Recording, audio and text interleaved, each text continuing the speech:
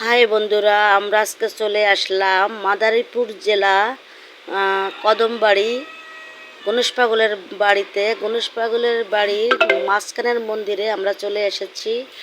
আর সেই মন্দিরের পাশে আছে গণেশ পাগলের পরিক্রমা মন্দির। সেই মন্দিরে মনের যার যা ইচ্ছা আছে তাই বলে পরিক্রমা করে এবং পাগলের নাম বলে পরিক্রমা করে। আর সেই মন্দিরটা দেখেন কত সুন্দর করেছে, আসলে দেখার মতো একটা মন্দির করেছে। আর যাই হোক, এর পাশে আছে শ্রীকৃষ্ণ,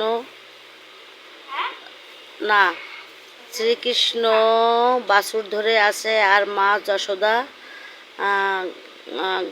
দুধ দোয়াচ্ছে। যাই হোক, আমার ভিডিওটা আপনাদের কেমন লাগলো? যদি ভালো লাগে তাহলে অবশ্যই লাইক কমেন্ট করে পাশে থাকবেন এবং এরকম ভক্তিমূলক ভিডিও পেতে